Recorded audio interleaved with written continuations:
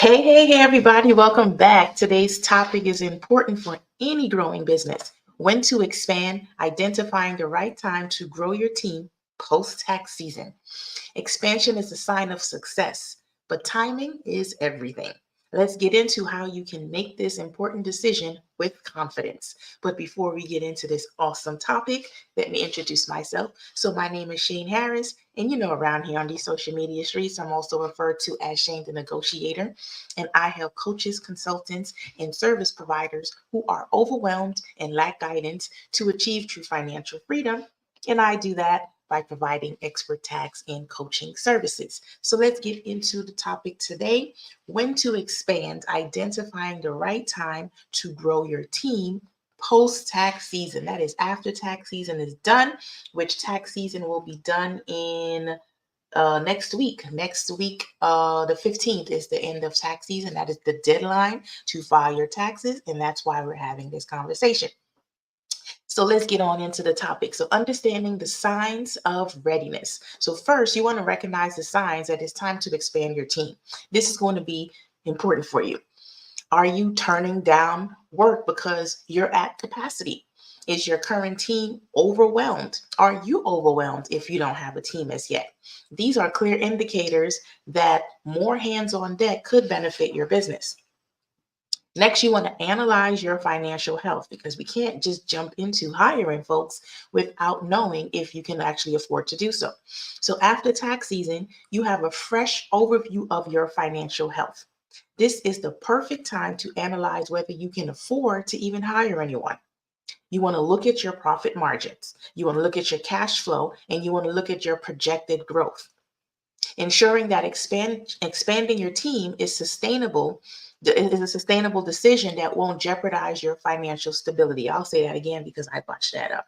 Ensuring that expanding your team is a sustainable decision that won't jeopardize your financial stability. So go back and watch the previous recordings where we talked about your profits, your cash flow, and we mentioned about projections a little bit. Go back and catch those previous so that you can understand what it is that I'm speaking about if this sounds foreign to you.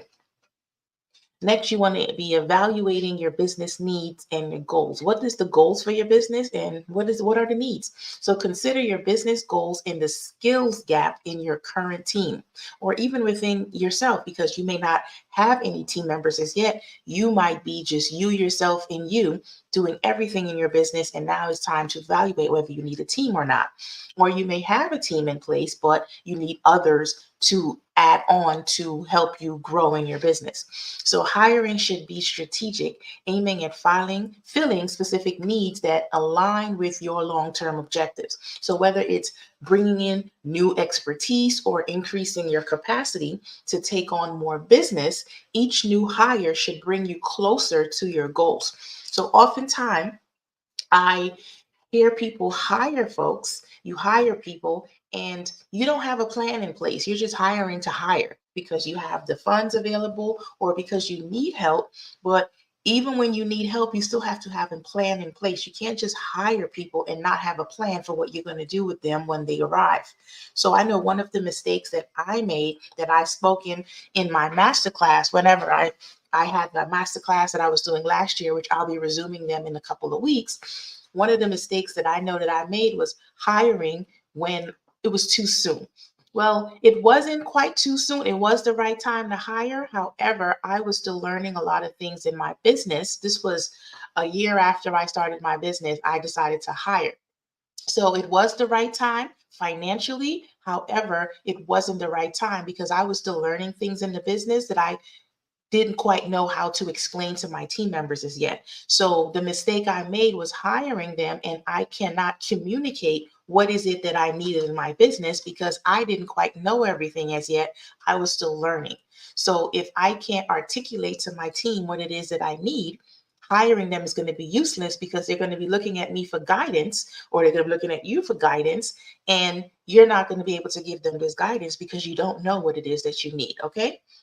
So the role of technology and automation. So before hiring, You want to assess if technology or automation could effectively address your needs. So sometimes investing in new tools or softwares can be more cost effective than expanding your entire team.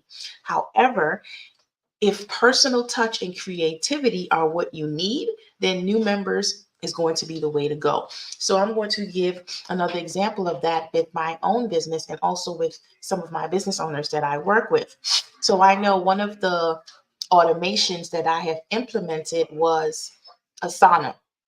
So Asana it's a tool that allows you to um, automate a lot of the things in your business, and it all is great for if you hire people. They can pretty much have like a clear picture of what it is that you need them to do. It's a task management tool, so you put all of the task and everything that you operations in your business within Asana, and you could put links, you can put pictures, you can put videos, you can put notes, you can put anything in there that is going to help people to be able to work in your business. So with me setting up Asana, and it automates it's an automation tool that allows me to not have to be in 10 places at once personally, but I'm able to do multiple things at once because the automation is taking care of it for me. So when I put a team member in place, I don't have to hire five different people to do different things because the automation is going to allow me to maybe put one person in place to handle a lot of the tasks because the automation is going to prompt them to do certain things. So an example of that would be, so let's say it's time for me to run payroll. So I want to pass that task on to a team member, or the opposite works if I'm unavailable to do payroll that day because I might be on vacation, because y'all know I like to travel and take my little trips. So I may have a team member that I put in place to handle payroll. So they can sign into the Asana, go into payroll on the days that payroll is going to be due or when they have to actually run payroll, and is going to give them the step-by-step on everything they need to do to run payroll with links, passwords if passwords are needed or whatever, and it gives them exactly what it is that needs to get done so that I don't have to actually go in there and do it myself. Once I've trained my team members to follow directions, because you still have to train people to do this sometimes, they know exactly what it is to do. Once they're capable of doing it, I can relinquish that and say, okay, this is your task from now on, or they may have just been filling in for that day. Now, in my particular business, I still do the payroll because I haven't allowed my team members to do that. However, the setup is in place where if anyone of my other colleagues or team members or anyone in an emergency situation that had to jump in and be able to run payroll for my clients, it's detailed out within Asana, and they will be able to do that with no disruptions in anybody's pay. So that's an example of using automations to really help you in your business. And Asana is just one. There's so many others. There's Monday, they have Entreport.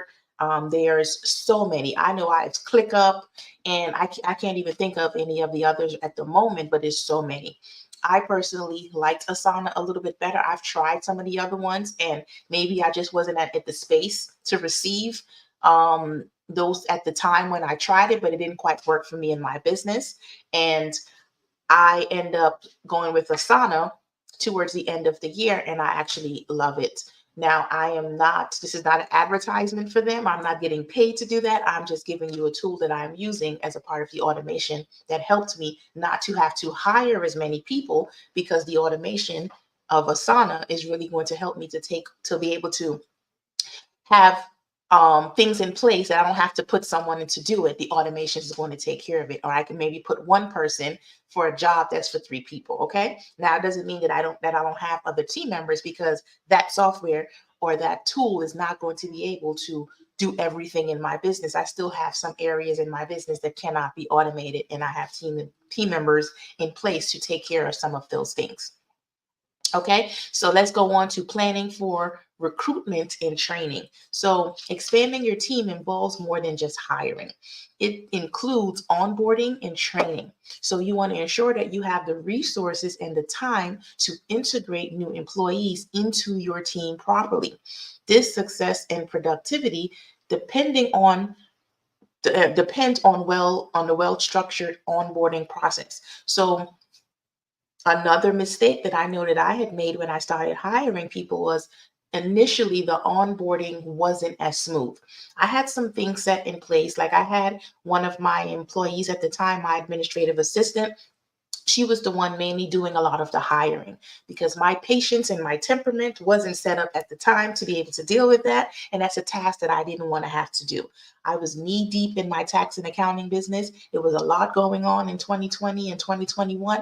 I didn't have the time to actually be doing all the interviews and things like that. So I had my administrative assistant take care of that part for me. So she did the screening and everything. And once she found what she felt was a good fit for the company, based on the criteria that I gave her, she would select the people and have the initial interviews. Once she found some that was a good fit, then she would pass them on to me. And then I would do another interview, which was a group interview with all of them in there. And then I would make the final decision if I agreed with her selection or not. So that was really helpful in that part. However, onboarding these team members because a problem if the onboarding is not in place. So now when I initially had this, yes, I had the part of the hiring locked. However, now that they're here, what do I do with them? So I was passing them on to her for her to do what she needed to do to get them onboarding. However, she doesn't know my system and what it is that I want to do in terms of training and how to onboard them. So it became a disconnect there. So I got to a place where I just had to get rid of a lot of people so that I can get my onboarding and offboarding process in order for not just hiring people, but also for onboarding and offboarding my clients. So I fired everyone essentially.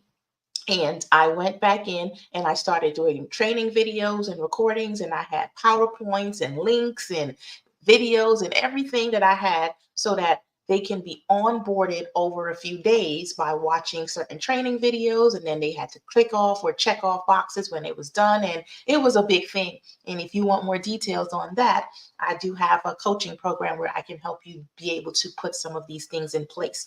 So I had to implement these things so that I could have a smooth onboarding process. So it took about maybe 6 to 8 months of me working on the onboarding and offboarding for my clients and also for new hires.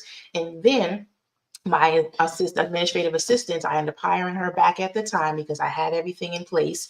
And then we began on hiring new people again, and that process became a lot smoother. So having the training and the onboarding, pretty much the process streamlined, is going to be really helpful for you in your business, and knowing what it is that you need from your employees when you're hiring them, or even if they're not employees, they may be contractors. Knowing what you need and the task that needs to get done, you need to know that first and know how to do some certain of these tasks, at least on the basic level. Because when you hire people and they come in, everybody lies on their resume. I know I lied on my resume when I used to work as a nurse. So it's normal that people embellish a little bit to get the job. However, there are certain things that you need to implement in order to weed people out who may just be making up stuff just to work, versus the ones who actually know what it is that they're doing. And again, my coaching program would be able to help you to do so. So once you have this process in place and you can actually go on through and have, as I was saying, no, that's not what I was saying. What I was saying before is that once you have your systems in place now and you hire these people, now it's more streamlined and you know what it is that you want them to do. They can do the job a lot smoother. And especially, as I mentioned, I'm using the project management tool, which you can choose anyone that you want. That automation also helps walk them through the onboarding process, because it's a matter of clicking links and watching videos. And I'm not necessarily being the one that's spending hours having conversations with them, nor is my administrative assistant doing that either, because the onboarding process is going to be able to do so. So essentially, I'm not a multi-million-dollar company as yet, but my operations mimics them of such other bigger, larger companies, because I'm implementing certain things in my business that I know I'm going to need way before I get to that multi-millionaire status. And these are some of the things that I teach you in my coaching program, so that you can implement these things yourself while you're a lot smaller, so that as you grow, it grows with you. Okay. So let's talk about a case study. We have Zoe's marketing firm. So Zoe is the owner of a small marketing firm. She decided to hire 2 new team members after tax season after she realized her team was consistently working overtime. The decision allowed her business to accept larger projects and improve team morale, contributing to a 30% revenue increase. Now, I don't know about you guys, but I would love a 30% increase by just hiring new people. So that's definitely why I'm here to speak to you guys about this, because oftentimes when business owners think about their business, they think, well, I just have to make more money in my business, and they're thinking of it as themselves. You, as the business owner, you think you have to do something by adding another service, and that is the only way you can make more money. That's not necessarily the case. That is one way, as we spoke about in the previous, or the two lives that I've done before that, where we talked about after tax season and hiring people. We talked about that a little bit, about not hiring people, about expanding services. However, there's the other way. By adding new team members in, they can take on the task and work that you essentially are not able to do, because you can't do everything, and you can end up increasing your revenue because they're taking over the workload. So for instance, let's just say you tend to manage the social media, you do the marketing, you do the advertising, you're running your coaching program, or you're running your e-commerce program. You're doing all of these other things in your business, and it's like 10 different things that you're doing, and you're finding yourself not able to scale. It's because, yes, you have the service, the demand is there, but you can only work but so much. You only have 2 arms, 2 legs, 2 eyes, a pair of eyes, not 2 eyes, and it's only so much you can do in a 24 hours period. I know a lot of you are working 48 hours in a 24-hour period. Yes, go back and think about that for a second. You're working too hard. You're literally burning the candle on both ends, and you're exhausted, you're overwhelmed, and you're not seeing progression because you're just not being as effective. So instead of you doing 10 things, let's say you had 3 other people, and can take on the workload of those 10 tasks. It now frees those 10 tasks from your list, and then now you can focus on something else. So you can focus on building that new service or that new coaching program or whatever it is that you want to do, while the other 3 team members that you put in place, they're handling those other 10 tasks. Between the 3 of them, you can get that 30% increase in revenue and even more. Okay. So maintaining the company culture. So as you grow your team, preserving your company culture becomes important. Your culture is your brand's personality and a key factor in employee satisfaction and retention. Ensure new hires fit not just in the skill, but also in the spirit. So when you hiring new people, they can come with the best skills possible. They can be top tier, top of their class, on top of their ish. You know what? They can be all that in a bag of chips. But if personalities, the spirit, morale, if all of those things is also not added in there and it's not there, it's not going to be the best fit. It may not be the best fit for your company. So you need them to have the skill and also the spirit to be able to put them both together to really maintain the company culture and be able to push your goals forward for your business. So this one was not as long, as I didn't want to make it to go into too much, because as we go into next week, we're going to talk a little bit about some of these strategies when we speak about the next one. So let's go ahead and wrap this up. So deciding to expand your team is going to be a significant step that requires careful consideration of your financial health, your business needs, and the long-term goals post-tax season. So with a clear view of your finances, it is an ideal time to make this decision. So once you look at your finances and you see, okay, financially now I can afford this, then you can go ahead and make that decision to start hiring new team members. So come on in close as I give you the teasers for next week. So join me next time for Hiring Strategically, Finding the Right Talent for Your Business Growth. We'll be exploring how to attract, evaluate, and onboard the best candidates to ensure that your team expansion is a successful one. Now, I know I didn't give a whole lot of details because you're probably like, well, you didn't give them a whole lot.